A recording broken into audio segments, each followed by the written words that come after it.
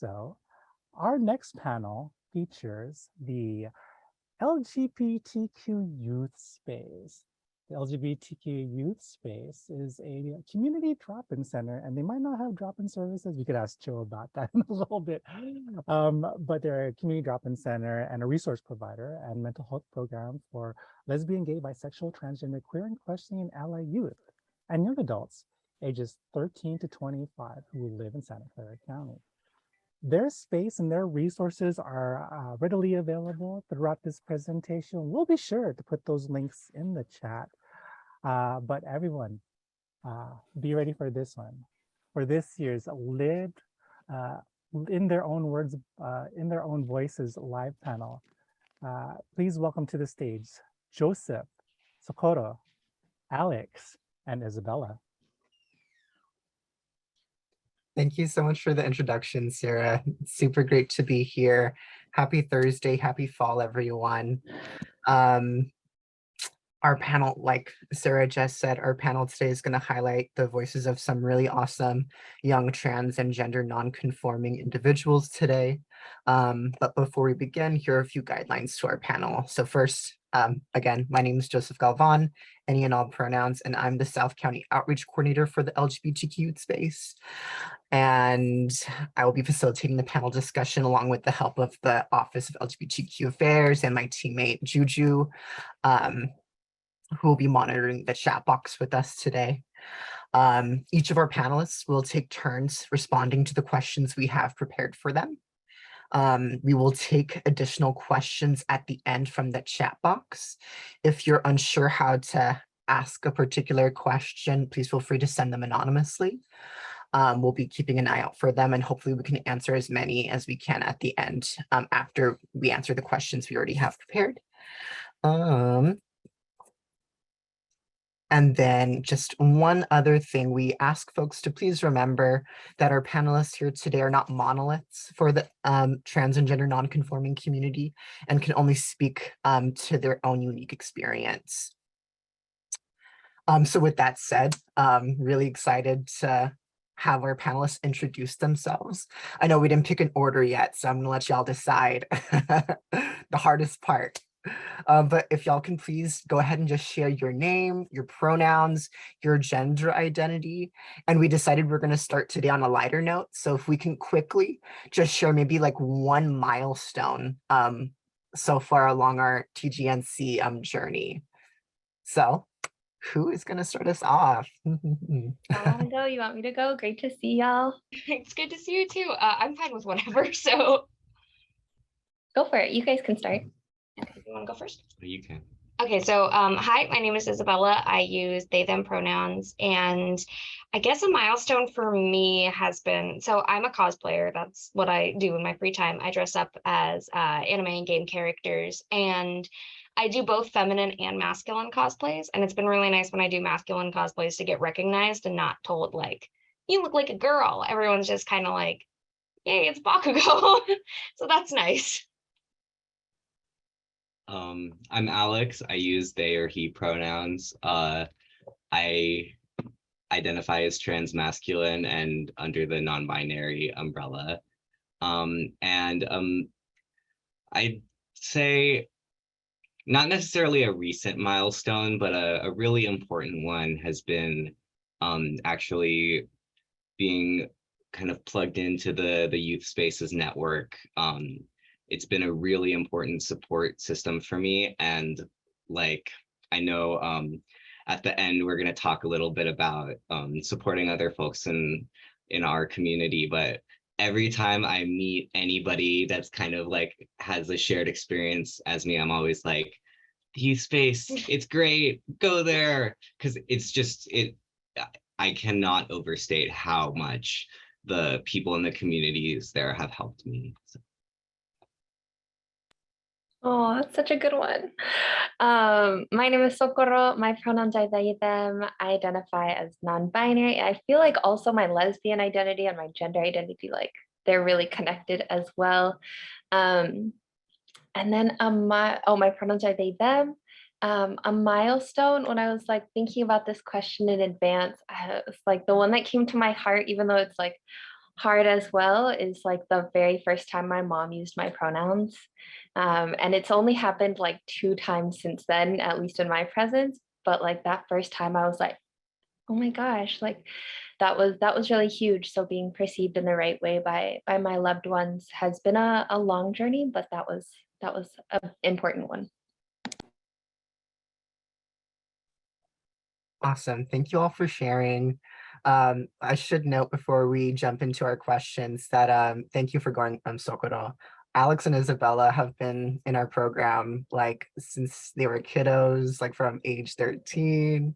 So just to see y'all here today just warms my heart. So really glad all 3 of you could be here today. So again, thank you for introducing yourselves, y'all. Again, if there are any questions any of y'all have for our panelists, we'll take those at the end. Please know that they have the right to pass on any questions as well. And let's go ahead and get started. So our first question today speaks on LGBTQ resources in public schools. As we all know, there have been many attacks on LGBTQ folks across the country. Mostly in recent years, especially. But the question is, what are the risks students face when they have zero access to information and resources around gender and sexuality at school? Who would like to start us off?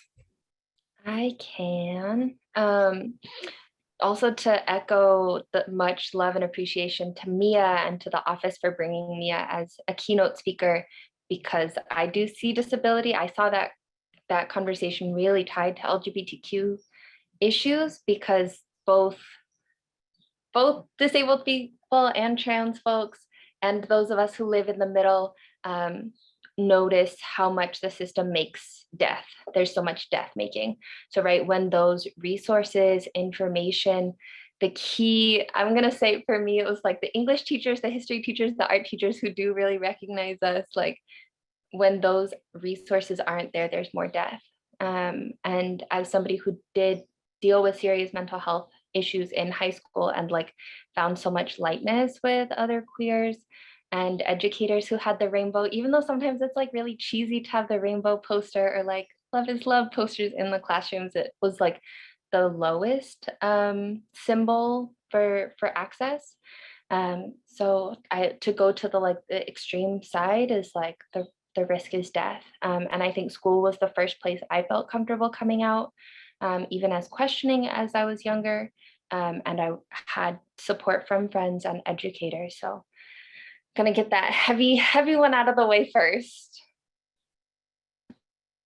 Yeah, so I can also talk about this. So I didn't really have the greatest like resources as an LGBTQ student, because just generally my high school was giant and there weren't a whole lot of resources. But one of the main problems with censoring LGBTQ issues is that people have been thinking that queer identities are a new thing. Like that's a big argument among conservatives, that this is all new and hasn't existed historically, when it in reality definitely has, but it's not taught about because censoring of queer identities. There are queer like authors and playwrights. Shakespeare was queer. Hans Christian Andersen was queer. There are queer mathematicians. I didn't know that Alan Turing was gay until very recently, because I was just never taught about that. It was just kind of, oh yeah, he was a wonderful mathematician and then he died. Not anything about his life and his sexuality and how that impacted his life. And it's like not having that context kind of makes me feel like, I don't know, there's something wrong with me for existing because this has never happened before. Nobody has ever been like this before. When in reality, queer people have been existing since people have been existing, but we've been constantly undermined and underrepresented in history. And so if we teach kids about queer icons in history, they start realizing I'm not that abnormal because this has been happening for years and years and years. And I can be myself just like these historical people have. If Shakespeare can be queer, then I can be queer too. Yeah, I also like my experience growing up without like LGBTQ plus content in my education was just this deep feeling of aloneness and of alienation. And, you know, I think that is a form of death when we take that to the extreme. I know Mia was talking about interdependence, I think it was, and especially for young people, especially for people in marginalized communities, but really it's a basic human need, the need to be connected, to feel seen, to have our stories, our full stories told, instead of, you can't strip away parts of a person's identity and have that still be, you know, the same person. That's not how it works. You don't get to pick and choose. And so that's kind of what I see as what happens when we don't have the curriculums in place. And like, I was fortunate enough to have a really supportive teacher who was knowledgeable about LGBTQ plus issues, but I know so many people who didn't have that, who weren't fortunate enough to have that. And it's when we don't have the like systems in place to make sure everybody gets that information, it really is like kind of a gamble. And at the end of the day, it is the most vulnerable people, the people who are at the intersections of like the most like the least amounts of privilege are the people that don't get that support and information. Sorry, I talked a lot. No, thank you all for, speaking to that. I think a lot of us here today definitely can relate to having like one like educator in our experience who was with it and supported us somehow along the way. So thank you for speaking to that. We can go ahead and continue on to our next question, which is around accessing gender-affirming healthcare. So recently, Governor Newsom passed legislation granting minors access to gender-affirming healthcare without parental consent in the state of California. Why is this important? I can definitely start to speak on this. So what a lot of people think is that if you deny a child trans affirming healthcare, that they're just going to magically become not trans, and that, I don't know, honestly, I'm not entirely sure what people think, but the reality is that if you deny a young kid trans affirming healthcare and they identify as trans, the most likely outcomes for them are unsafe methods of transitioning, like unsafe binding and tucking, and the most likely outcome is death. If you deny a young trans person access to live their life the way that they know they should, there's nothing good that can come from that. And what people don't realize is that there are a vast method of ways that people can like hurt themselves while trying to transition safely. I have a lot of friends who have practiced unsafe binding, and some of whom have experienced like lifelong medical consequences because of that. I have friends who have practiced unsafe tucking and who have been injured by that. And it's just the misinformation about trans healthcare, especially for young kids, has been kind of rampant, especially because like nobody's trying to inject your 12-year-old with hormones. Like, that's not what's happening. People need to be educated on trans healthcare, about what hormone blockers are and how it's not like a overnight change that's going to happen that everybody is going to regret. There's also a bunch of statistics about how people generally don't regret their decision.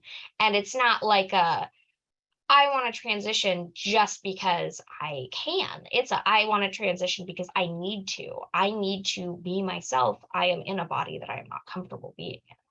Transition is a need. It's not a want. Yes. Yeah. I can say nothing more than my brilliant co-panelists have said. Yeah, thank you, y'all. What I'm really hearing is our young folks are going to access, gender affirming healthcare regardless if our parents or caregivers are supporting us. But the likelihood of something maybe bad happening goes away when our parents or caregivers are more involved in that process. Thank you. So we can go ahead and move to our final question before answering any questions maybe in the chat box or a few other questions we have prepared as well. Our third question is thinking back to moments of struggle and adversity related to your TGNC identity.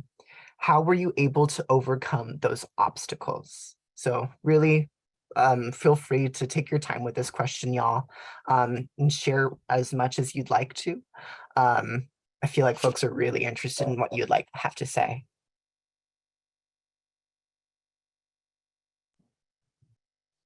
Y'all, I can start. Okay. And so the audience knows Isabella, Alex, and I have also been in group together, but not recently. So it feels just like really good to see y'all and hear your voices and wisdom. I know I also love getting the opportunity to share and hear queer stories, trans stories, because they're not alike. And I think I came out in college and questioned and was like, oh, I guess mine is different. And then it was like, no, actually everybody's is different. Nobody's fits one narrative. So what I've loved about being in the youth space often is like, I'm an older youth who I've graduated college, I'm in my career. And then I also still get to share space with kids in middle school and students in high school. And I'm like, wow, I'm glad that I'm out of middle school. Like it still sucks. What a surprise. But it specifically around my journey and what's been supportive is I am really lucky, blessed to, I want to say, live in California, live in the Bay Area. I've always had a really supportive, strong community, even if they're not always like informed, there is still love at the root of it. So I'm thinking of not only those educators in my public schools, I'm thinking of Dr. Royalty, my lesbian history teacher who taught us to link the military and funding when we're looking at problems in society. And so like educators in high school were really willing to listen to me as I was like questioning my identities, questioning gender roles, like dealing with anger at all of the issues that I could notice in oppression. And then when I got to college, I went to Mills College in Oakland. And there is when I really started to come out, and I actually came to my non-binary identity before I came to my queer lesbian identity. But also what I loved about that specific, I'm going to call it a bubble, an intentionally created bubble, is that I had not only professors, but also other admin, support staff, deans who were also queer, lesbian, and non-binary. So like for the first time, it wasn't just like a thing that I was seeing on the internet or with other youth, but like adults living their life and having their pronouns in their bio or on their card or on their name tags. And so it was really normalized. And then getting it to be a normal thing and not like a fringe issue. I was able to normalize it in myself. And then because it was so normalized in that bubble, I've been able to crave that and build that normalcy in other spaces that I've moved into. So then I'm thinking about outside of that specific bubble, how I've been able to access support. I want to say fortunately and unfortunately, it tends to rely on us to do the education to get people up to speed. And that's a really vulnerable thing to do. Like, haha, yes, I'm still human. I'm not a concept. So my method in different workplaces, and I have worked in nonprofits, is to like wait to come out. If I don't feel like comfortable doing it in the very beginning, like I wait, I'm like, let you love me and then let me come out and educate you and share resources. And once we have trust and love built, then I can be vulnerable and share like, oh, I don't feel like that box that you want to be in fits me, so I'm going to be over here and I still want you to love and accept me. I want to say that disability, trans, queerness, and also like creative artists, like people who've loved those parts of themselves have created really great resources. So there do exist, I shared with some of my tias and tios like a comic book on they, them pronouns that I was like, okay, I have this material, like I am worthy of love. Y'all are recognizing that and y'all are willing to learn. And I'm also wanting to shout out not only the youth space, which not the physical space anymore, but the physical space before, it was always like, oh, my body could just relax. Even if I didn't know everybody in the space, and as an introvert, as an anxious person, like usually I want to know who I'm around to feel safe, but I was like, oh, I could just kind of relax here. But I also want to shout out Somos Familia, which is an org that is in the Bay Area. I am a community organizer and I organize with primarily Spanish speaking immigrants. And I'm like, how they, them is a word that exists in English. Yes, there are neopronouns that we definitely should be talking about and educating on. I need more education on that. But in Spanish, there isn't a gender neutral pronoun, and almost every single word that you use has a gender, and it's messed up.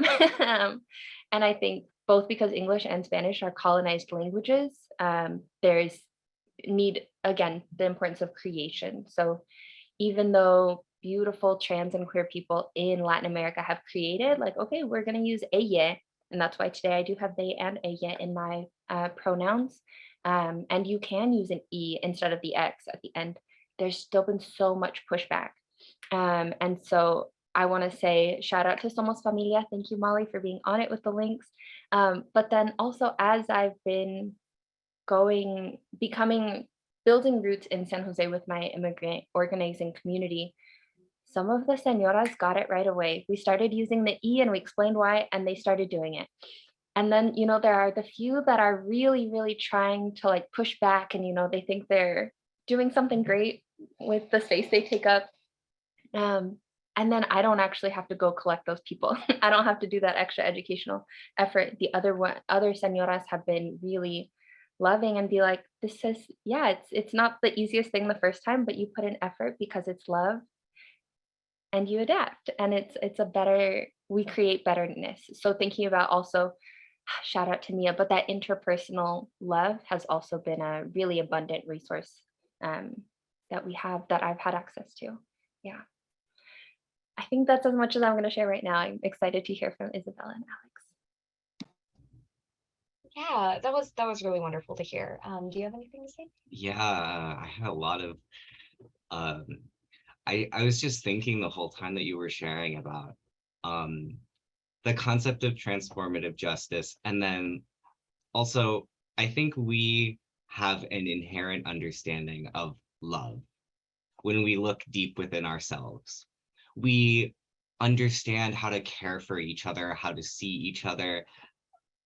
Molly in the chat with dropping those links, like that's us showing up for each other, like giving each other space. And I'm like getting a little emotional because that creation of love is at the heart of what it means to be queer, what it means to be trans. Is not there was all, and we touched on this a little too with the previous speakers, but to be a part of this community is not simply to reject toxic norms, but it's to create new structures and new experiences. And like, what is more beautiful than that? Like, yeah.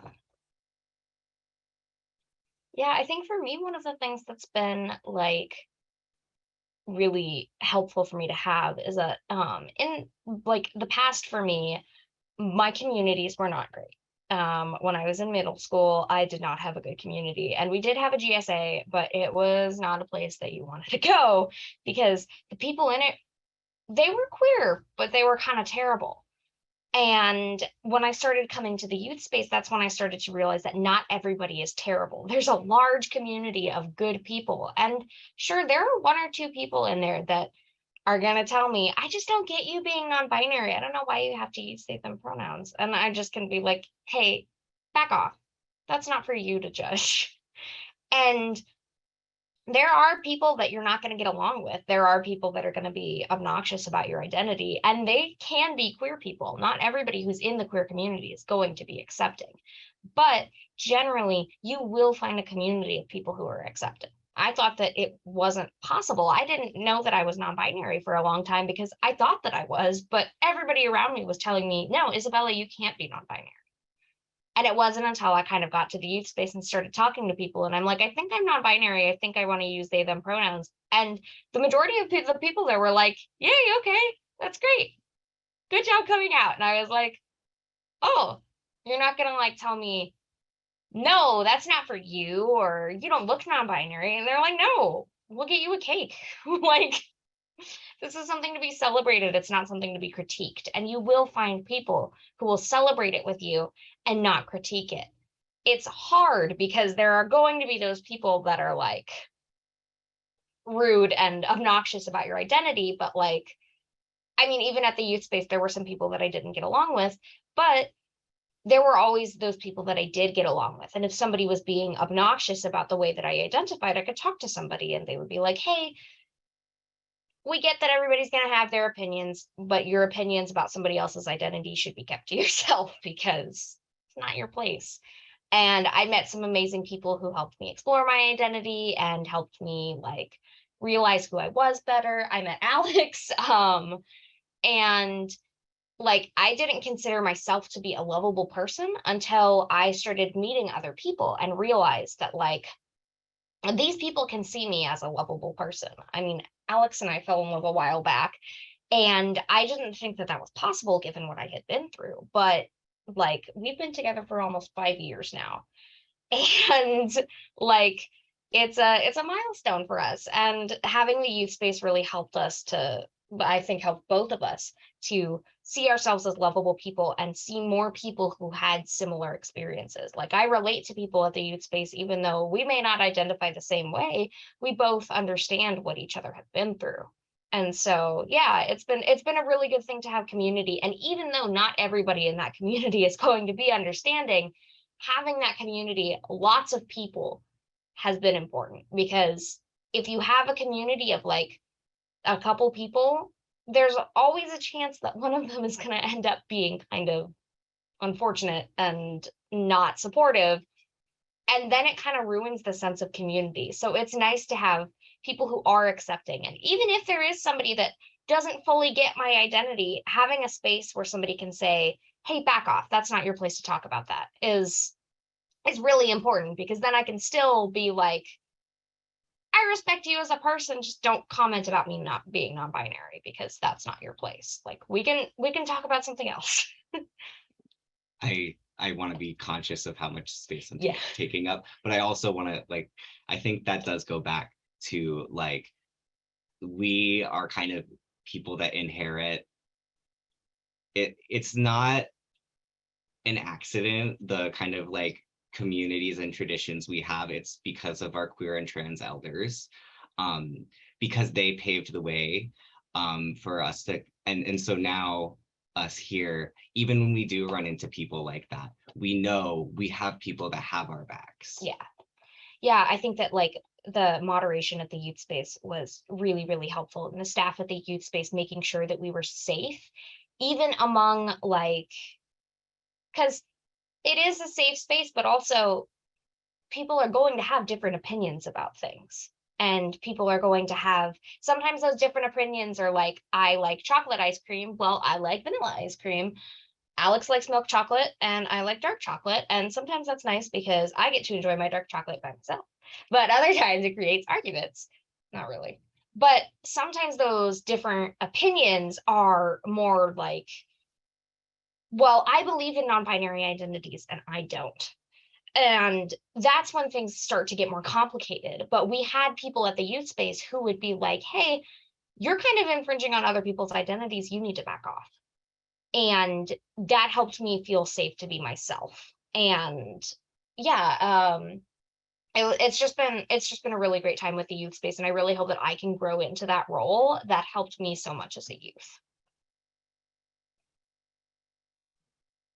Just want to say, Alex, if you have anything more, if you want to take up more space, I would love to hear anything more you have to share, because really, I think that's the beauty of part of being in the queer community is like we can lean on each other and also like encourage each other to come out. I want to say for me, something I didn't mention in college is I was like, oh, my birth name, has never really felt right, but I'm thinking about this name that is an ancestral name. Like I'm just thinking about it. And I had two cisgender best friends who were like, we're just gonna sprinkle it in sometimes. And I'm like, no, it's okay, I'm not ready. And they were like, no, we're gonna do it. And so like, even though like it kind of pushed me, and then there was one day when they like knocked to wake me up for brunch or whatever, and where I was like, all right, I'm ready. And because we had again that love, coming back to that love that can exist between us, I was able to feel safe. And I think a lot of the facilitators at these spaces have an abundant amount of love. And I want to say, like, I'm thinking back when Frank was the facilitator that I saw most often. Frank has so much love that like it's like half heavy love, half like humor, amazing humor. So like can do that kind of calling in, calling out with a lot of laughs. And I just want to interject here. Thank you guys so much for all the resourceful information that you've provided thus far. You guys have the chat exploding with questions. And I also want to come in and kind of just expound on your statement, Socorro, about us leaning on each other. And with that, I do want to ask you all, what does intersectionality mean to you as a word, as a term? Do you want to say something, Pete? Yeah. For me, it means nobody exists in a vacuum. And it, again, comes back to you don't get to pick and choose aspects of people. The question of why should we be talking about this certain issue in this space is kind of like it shows this kind of lack of understanding of that interconnectedness that we all share, that yeah, but I'm gonna You can talk more if you want. I mean, for me as a queer disabled person, if like somebody says, well, this is for queer spaces, not disabled spaces, then I start to think I'm not welcome here as a disabled person. If it's just for like, if people are saying, why are we talking about this? This isn't relevant to, I don't know, queer identities, then my identity as a disabled person is being undermined. And I guess intersectionality for me is like just being able to respect other people's identities and how they intersect. It's not just about you, because you don't understand the way that disability and queerness can intersect for some people. For me, they intersect a lot. A lot of my identity is based on like how my body does what it does. And it's not just about like, well, maybe I don't understand how somebody's identities can intersect, but it's about giving that person the space to tell me how their identities intersect, and not just be like, this isn't relevant, because it might not be relevant for me, but it definitely is relevant for somebody else. LaShawn, I appreciate that you brought this question back to us. And I appreciate that the 1 o'clock session started with that definition, and also the credit to Kimberly Crenshaw. Brilliant legal mind, brilliant visionary. And I learned about the word. I probably saw it on the internet first before learning and reading Kimberly's work. But her definition and work on it has been so foundational in my brain. I can't separate it anymore.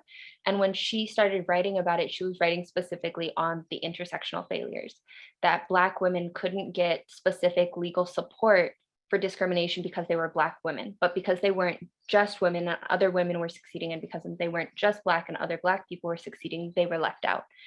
So my mind almost always goes to intersectional failures, which I think Isabella also just talked about, that exclusion. But mine, I think, because she's just so brilliant, it doesn't often go to like, oh, I carry these different pieces, or I exist at the intersection of these pieces, but I and maybe it's because I'm a policy nerd as well, mine goes to the policy pieces. So not only the way that Black women face specific discrimination, but again, because I work a lot with undocumented brilliant organizers, I also think about the intersection between the immigration system and the criminal system, and the way that criminalized survivors of sexual violence, then their immigration cases are significantly impacted. And so there's, yeah, for me, that intersectional failure really comes up so much. And I think today we were talking about Governor Newsom passing access gender affirming healthcare without parental consent, but he's failed on so many other intersectional issues, specifically around immigration and the criminal system. And so I'm just like, I crave so much more love to be written into our policies, so much more recognition of the abundant possibilities for intersection. And so I think, again, getting back to the state does a lot of death making. A lot of times those things are intentionally excluding. And I think a lot about excluding trans folks, excluding queer folks, excluding youth, but also excluding our undocumented immigrant community that makes our lives possible, that brings our food, that brings so much culture. So for me, the intersectionality really gets to the policy failure. And when Mia talked about like, oh, I really want to be a part of the building something better, I'm like, yes, me too. So what kind of agreements and policies are we instituting in our classrooms, in our organizations, in our friend groups? Like, oh, these are the kind of containers, loving containers that we are going to hold, the boundaries we're going to have with ourselves that can recognize other people's different varied experiences and can still show love to ourselves. Thank you so much. That was very impactful statements from all of you.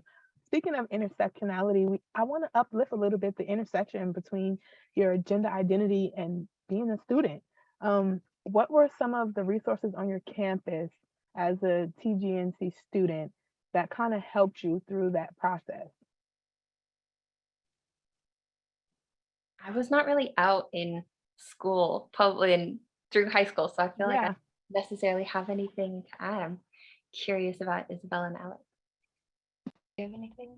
Yeah, so I saw this statistic a while ago that was something like the presence of one supportive adult in a young LGBTQ person's life is enough to reduce their risk of suicide by 50%.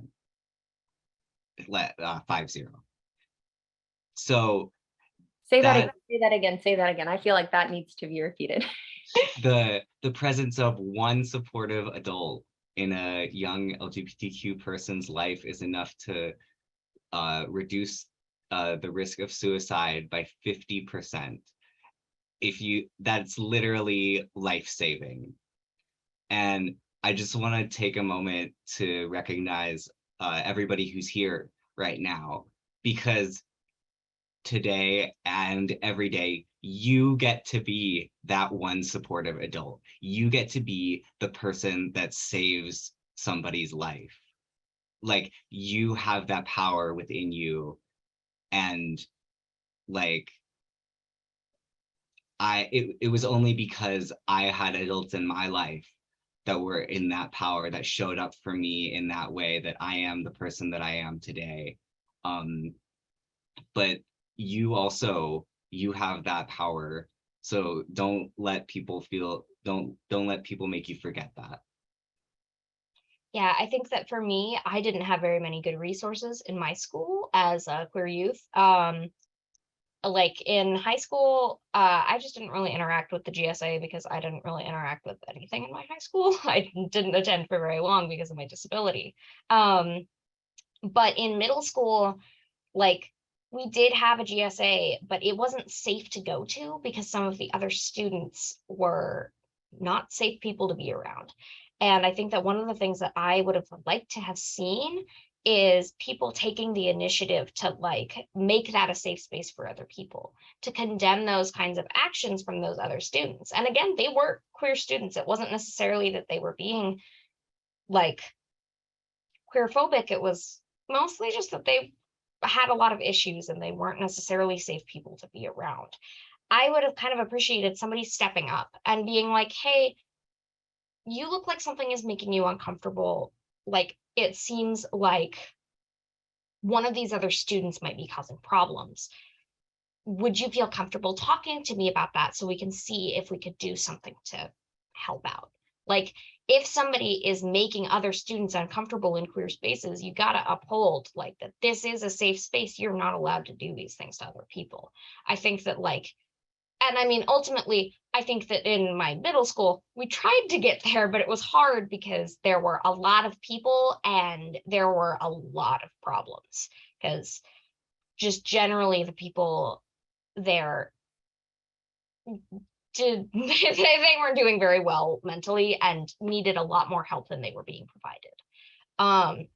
So I think that if you have the opportunity to make a safe space, don't just slap a safe space sticker on it and say, this is where queer people can hang out now. Like, make it a space where people feel safe to be themselves. And if somebody is making that space unsafe, moderate it and make sure that they receive, I don't know, the proper consequences for alienating and hurting other people.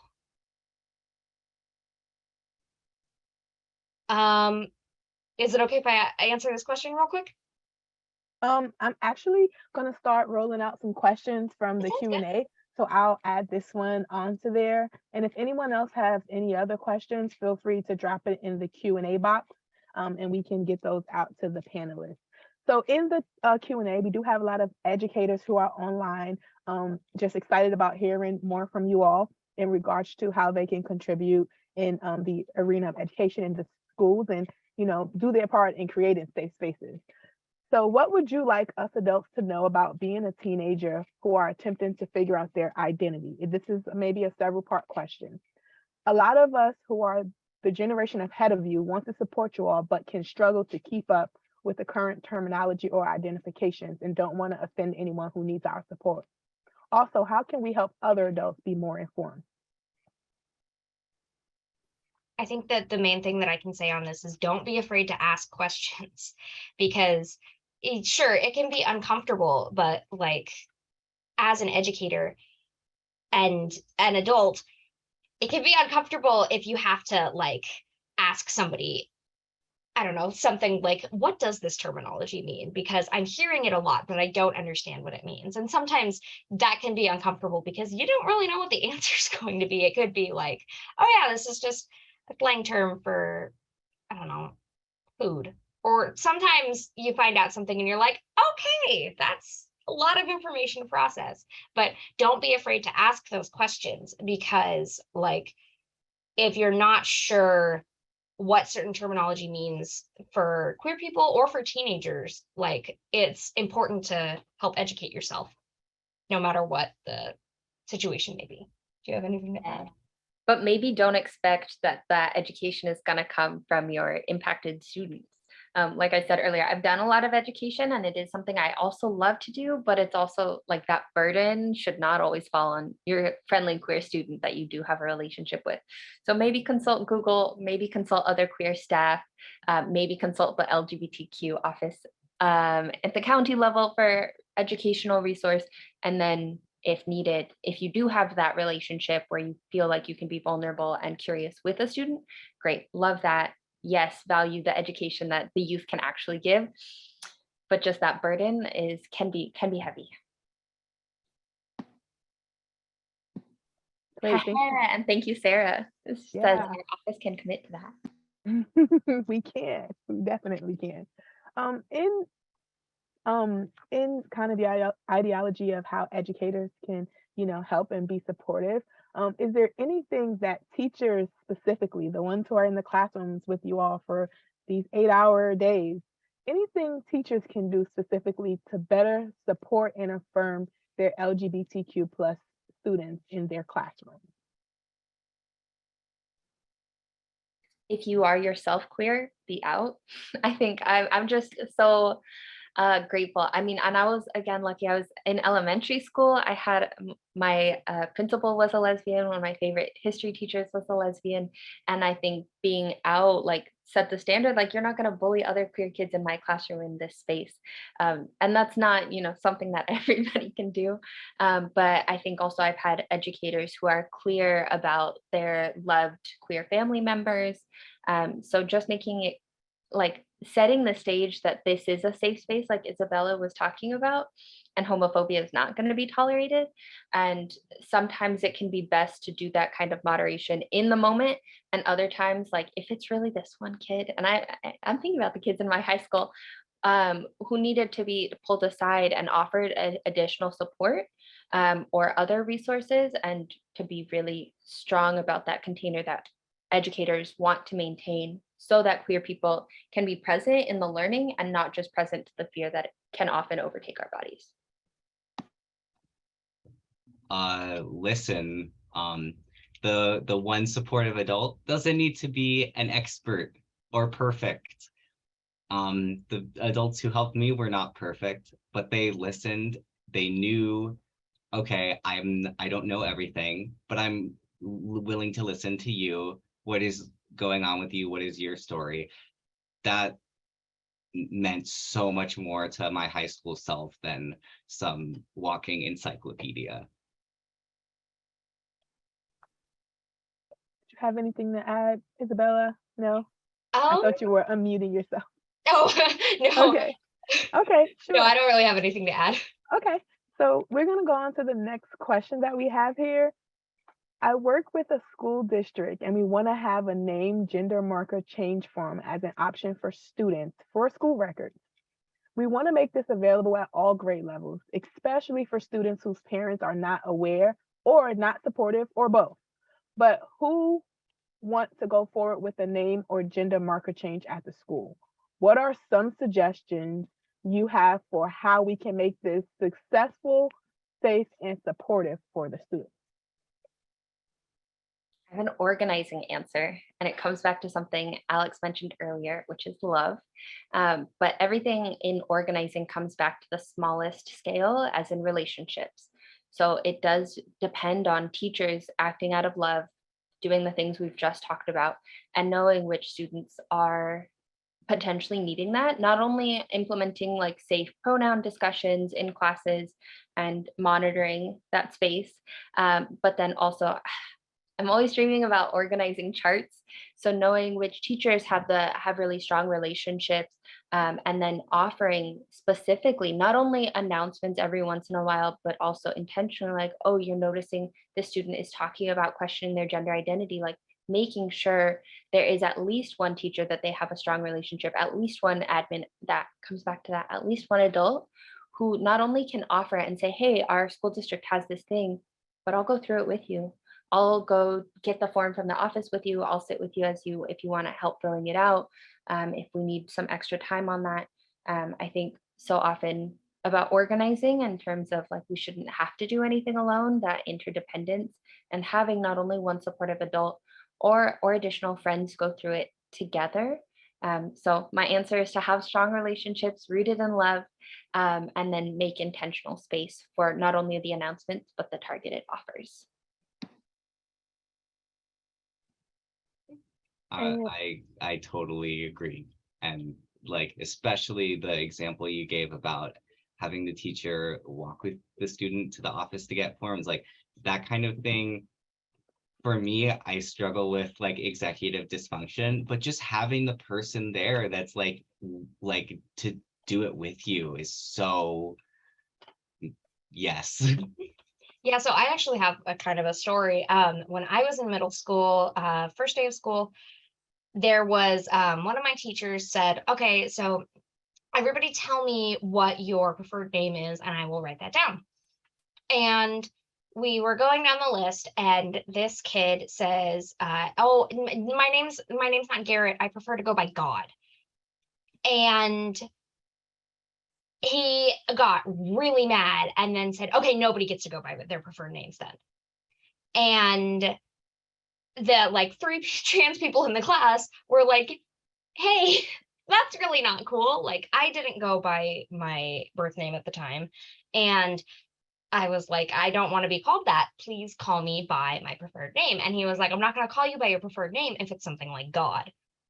there are definitely kids in class who are going to screw around because it's kids.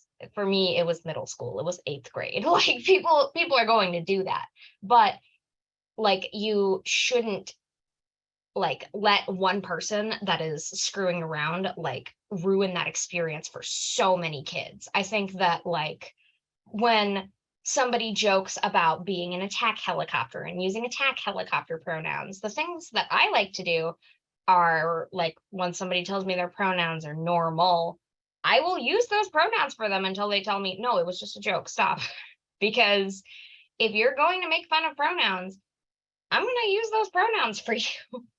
I found that that's the best way to kind of combat ignorance is to make them eat their words on that. Like, if you're going to make a joke about snowflakes and pronouns, I'm going to hold you to that. I'm going to use those. There was one person in my class who, in middle school, who our teacher was going on, it was a Spanish class. She was going on about how, in this case, this name was a boy's name. And I think the name was Lolo or something. It was in the textbook. And one of my friends was like, that could be a girl's name too. And my teacher was like, no, it will not be a girl's name. And my friend was like, okay, you are going to call me Lolo for the rest of the year. And the teacher was like, no, I'm not going to do that. You're not serious. And my friend was like, I am serious, and proceeded to go by Lolo for the rest of the year just to spite this teacher. And I think that like, and the teacher ended up having to stick to it and called my friend Lolo for the rest of the year because my friend was like, just wasn't going to budge on that. And I think that like, if somebody is going to make a joke out of it, don't be afraid to make a joke out of it and make it, but don't ruin that opportunity for other trans kids. If one person is going to make a joke out of something, that doesn't mean that you should cut off that opportunity for everyone. That was really great feedback, y'all. If I could add something, specifically speaking to having this available for students who maybe parents or family members don't know about their gender identity. I think maybe one place where schools continue to slip up when offering these kind of opportunities for our TGNC students is confidentiality. And sometimes it's like so unintentional. But certain information leaks out. Our students are attending GSAs on campus and maybe parents don't know about it. Or, you know, students asking for name or pronouns to be addressed at school different from at home. It can happen so easily when that information, sometimes calls get sent home, like thinking it's like helpful when it's not. Literally, this happened last week for a student, so unfortunately, at a middle school in Morgan Hill. So again, just please like think of this as like protected information. If this is something your school district is gonna do, I think it's wonderful for, you know, any students who could benefit from it. But for it to work, there has to be that an element of confidentiality. Otherwise, we're putting our students in potentially risky, dangerous situations back home. So that would be my 2 cents. Thank you all for your input. I believe it's valuable information because it's coming from the other perspective. Yes, there's policy and legislation and best practices for processes, but oftentimes there's failure to include voices and opinions from those who it will actually impact. So thank you all for your responses. And I just want to uplift that Aries from Santa Clara County Department of Education is in the chat, and he provided his email for anyone who need a thought partner or just some advice and some kind of guidance on creating something similar for their school district. So rolling with the theme of intersectionality, how has your TGNC identity interacted with other aspects of your identities? So any other identities you are aligned with, how do they interact with each other, or how have they influenced your interaction?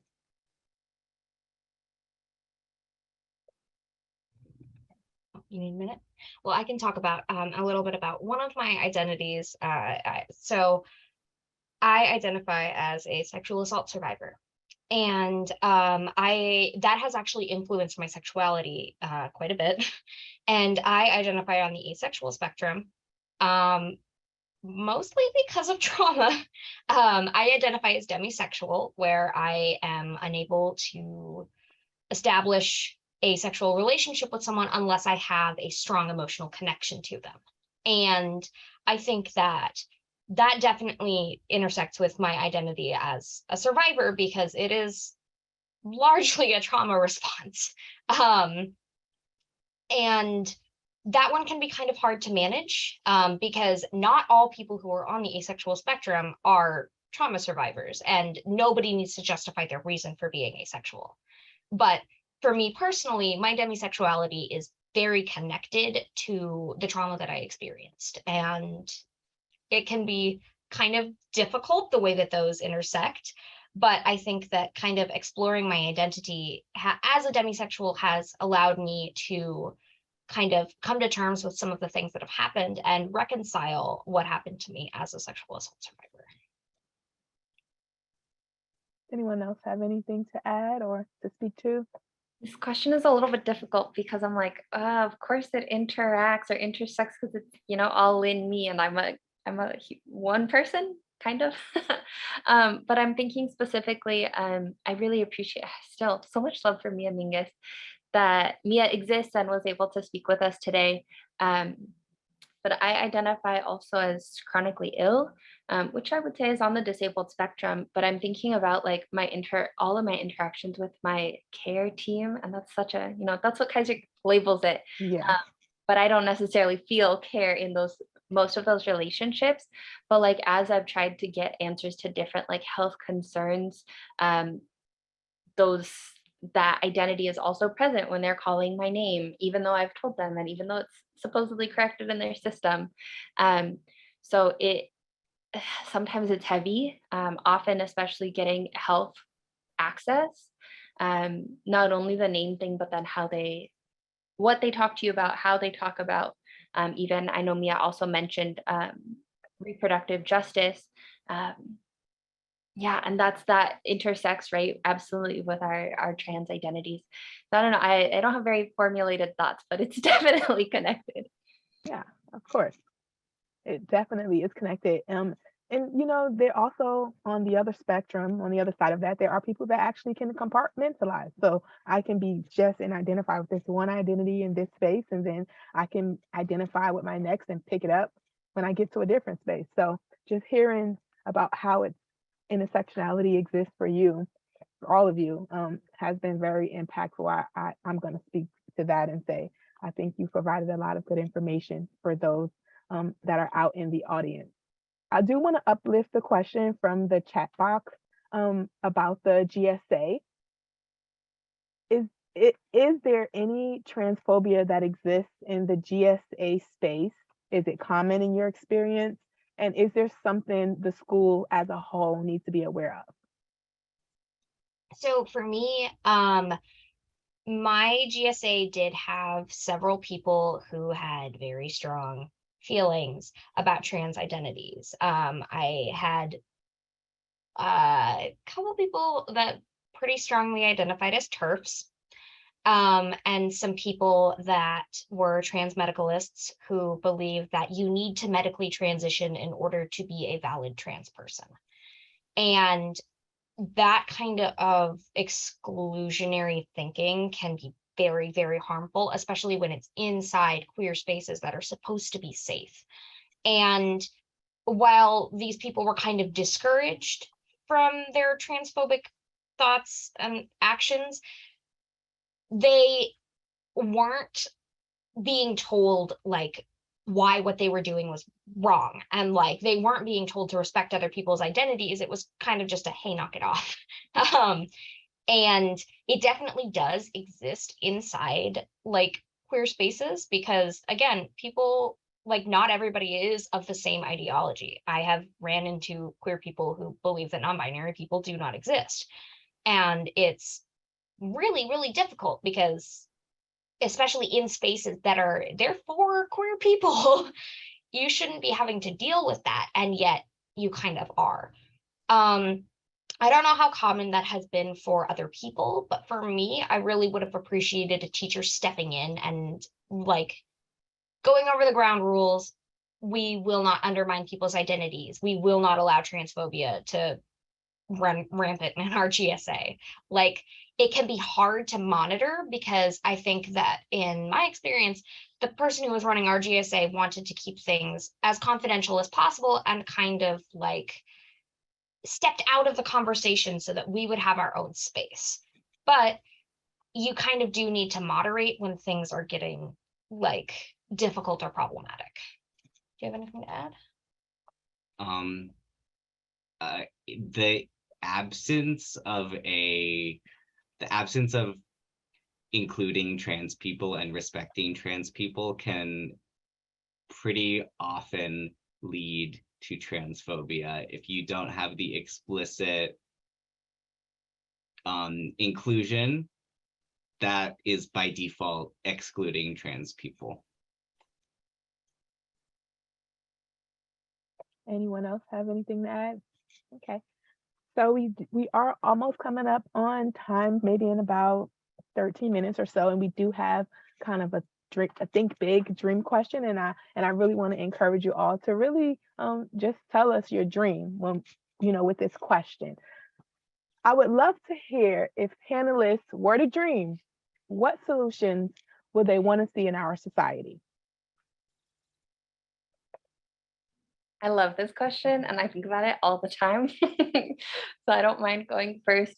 Like I mentioned, in organizing, I think we have to know what we're dreaming for, like what's the end goal. So then we make sure that our steps and our campaigns are aligned with that. And it's also one of my favorite things to ask in my very first organizing conversation with somebody, so that they know that that's where I'm centering. Like I want to get there. In terms of my dream, and I dream often. The first thing that comes to mind is land back, acknowledgement that we are on stolen land, and Indigenous people are still alive and able to provide not only the like land management solutions, but also a lot of the like interpersonal, I think, dynamics that we have. The supremacy we have was imposed on Indigenous communities and our land. So land back is a big one. I think also when I hear, oh yeah, you have those like new pronouns, I'm like, actually, they're pre-colonial. Actually, that's a colonized way of thinking. So I do dream of decolonization, and I mean land back by that. And then I'm also dreaming of more rest. Part of my chronic illness is just like chronic fatigue, and I'm like, oh, I have energy, but also then I'm like so tired. So while I do work in nonprofit space, and I'm grateful to work in an organization that does want us to be sustainable and want us to adapt our workloads, I'm like, but I also really would like to like not work outside of my home, be a stay-at-home cat, plant parent, and make art all the time when I had the energy. And so yeah, those are a few key pieces of my dream. Do you want to start? I can start. Well, so for me, I think that like I want a more accessible society, not only for queer people, but also for disabled people. I also have chronic fatigue and chronic illness, and it's just really hard because a lot of times issues like dysautonomia and fibromyalgia are taken as issues that only affect a specific part of the community. For a long time, I think fibromyalgia was actually regarded as like a women's problem and wasn't actually really being treated. People would just get diagnosed and then not really find any help. And it just recently kind of came into like public knowledge that fibromyalgia is real. Like chronic pain is real. It's not just affecting women. And I really wish that some of that would come sooner, and that like it's little things. Like I am an ambulatory wheelchair user. I'm really tired of people looking at me funny when I stand up. Like people will be like, I thought your legs were paralyzed. And I'm like, I never said that. Why would you think that if I didn't say that?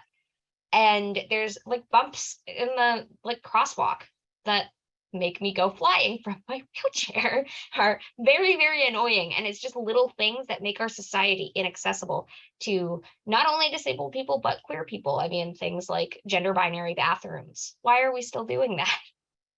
I really wish that we could just move forward and make a more accessible society for everyone. I think my dreams are very, very similar to both of y'all's. I also think one of the aspects of my dream is that we stop being so mean to ourselves. Because of this capitalist system that we're in that loves productivity so much, we're literally killing ourselves to we are making ourselves small so that other people can take up even more space. We are like not meeting our own needs because we want to make like we don't want to take up more space. And like one of the most revolutionary acts we can do is just to rest and to let ourselves have needs. Zoom meetings are a thing for me where I will find myself like kind of detaching from my body. Like, what does my body need? Do I feel safe right now? Do I need to drink some water? Like things like that. Like I do need to drink water. It's okay. Actually, no, it's good to be able to have needs. Thank you all for your lovely dreams. Now I'm going to leave here and go dream too after we're done with filming. Our last question, we want to kind of close this session off with kind of you guys leaving a message, a staple, ideology statement. What type of message do you all have for other TGNs, C-teens, and young adults in our community? Like if you were talking to your younger self and you were able to see where you would be through this process now, what would you say?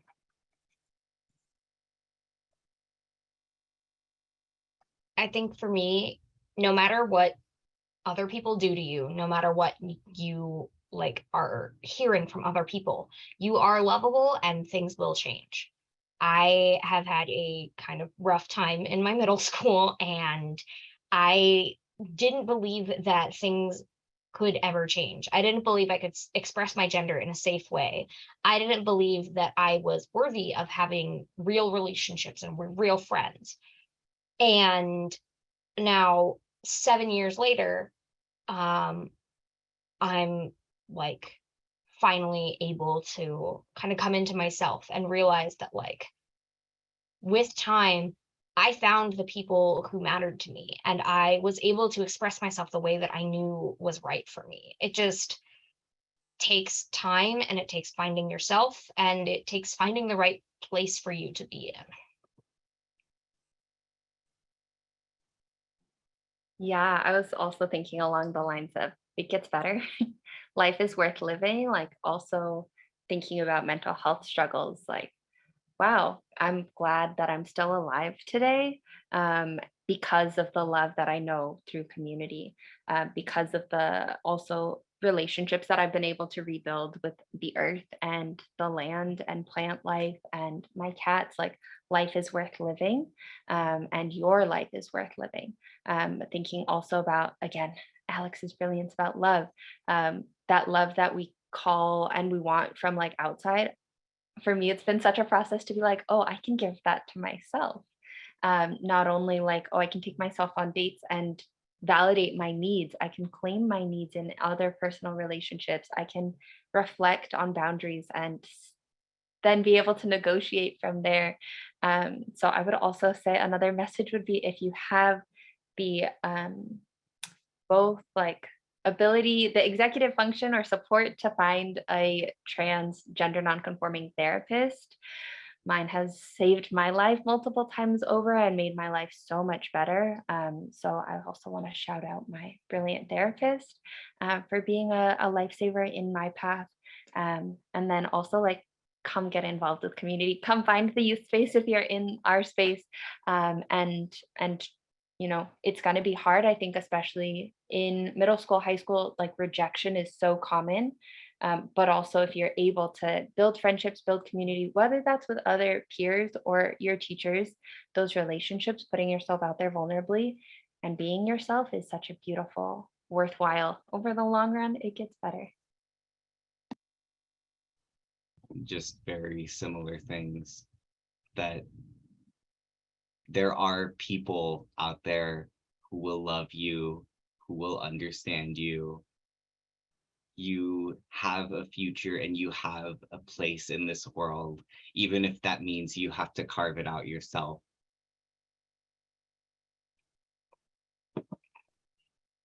Joseph, would you like to add to that?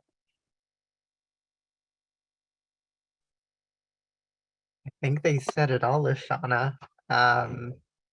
But yeah, if I could give folks a message out there, you know, there's always a community of folks who understand a little bit of what you're going through. We are so lucky to live here in Santa Clara County, where there's an abundance of LGBTQ resources and programs.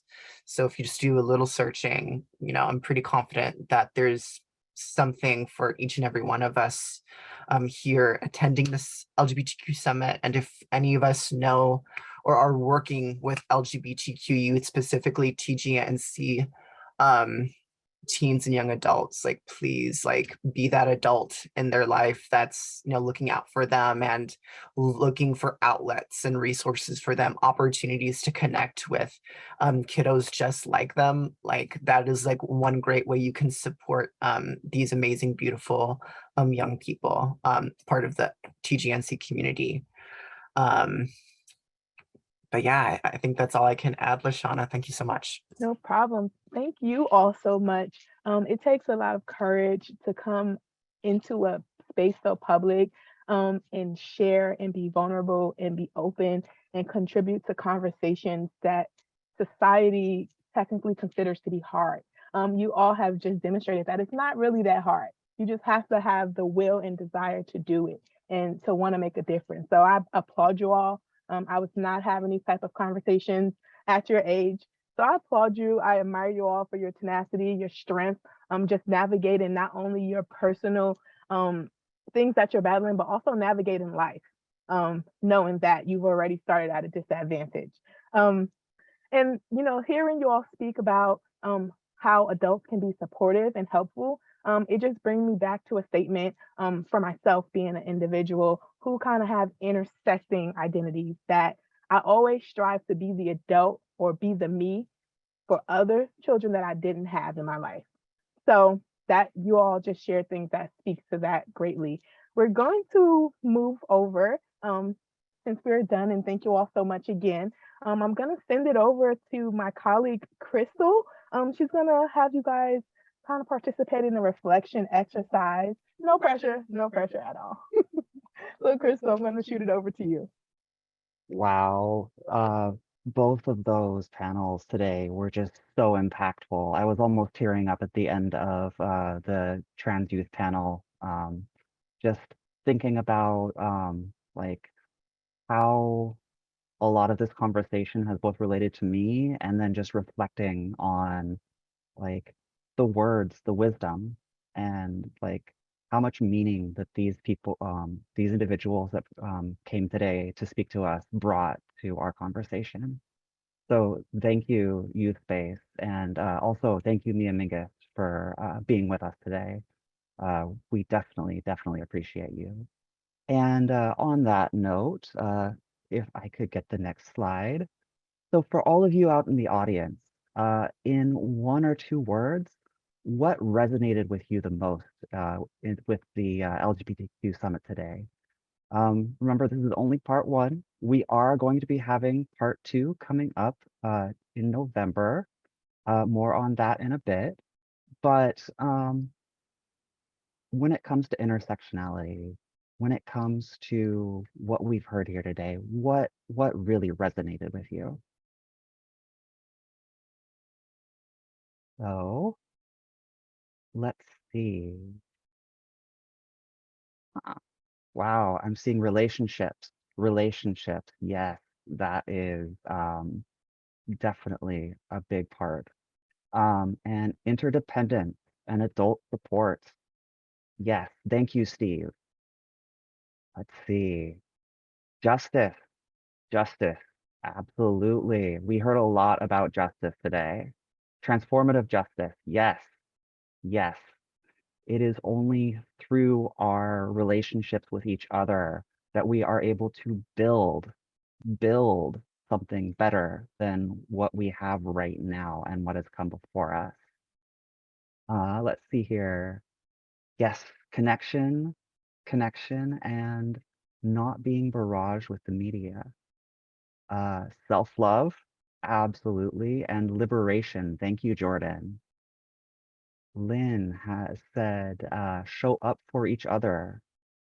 Absolutely. And yes, thank you, Jamie. Jamie, youth wisdom. Absolutely. We definitely heard a lot of wisdom from our youth panelists today.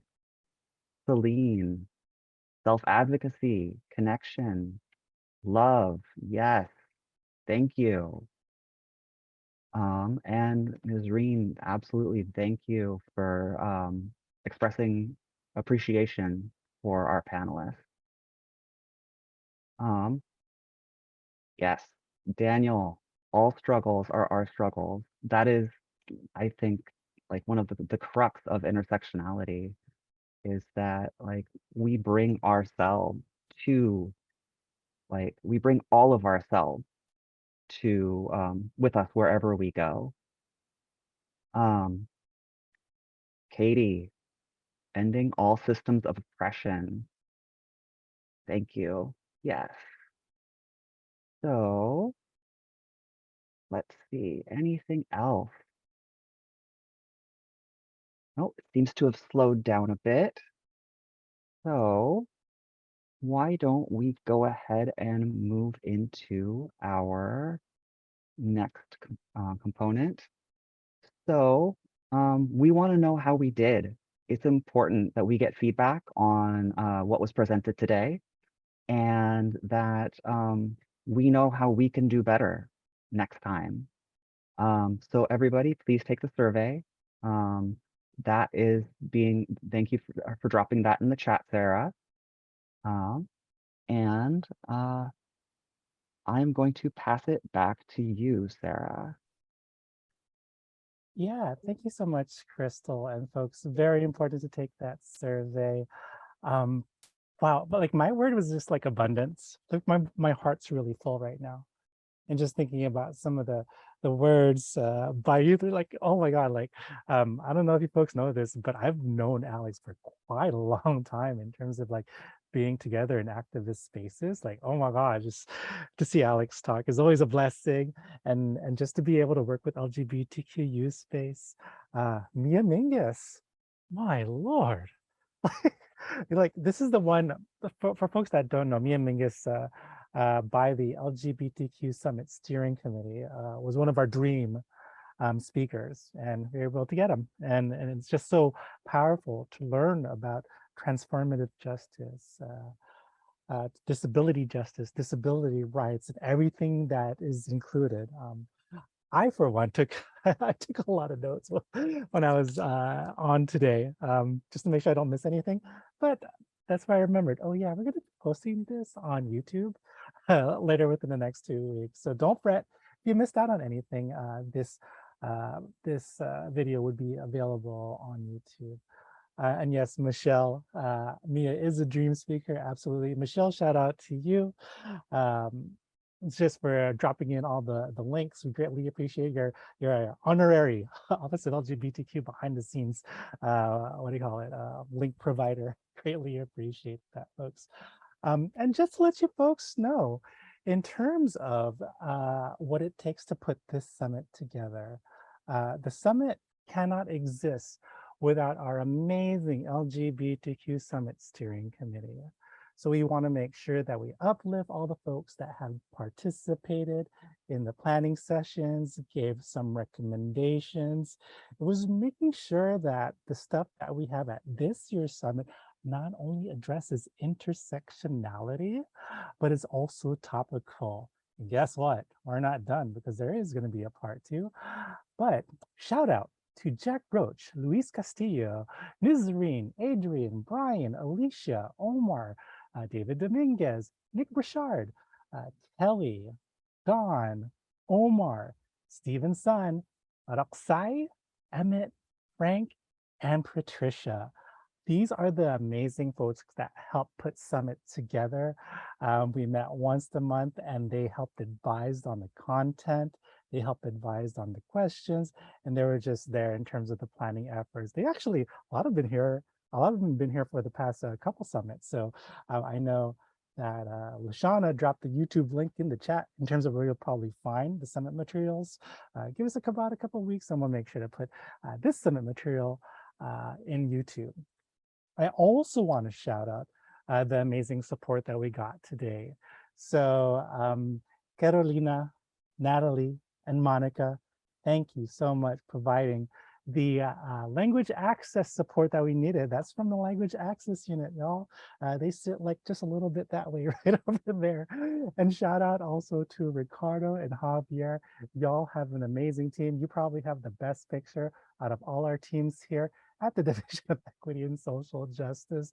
But they're the ones that provided the Spanish language translation and help us to connect to our amazing ASL interpreters today. So shout out to Jennifer and Sharon.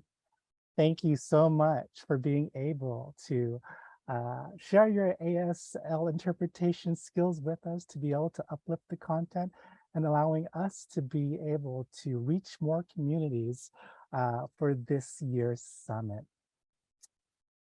So folks, like I was saying, this year's summit is going to be put into 1 and 2 parts.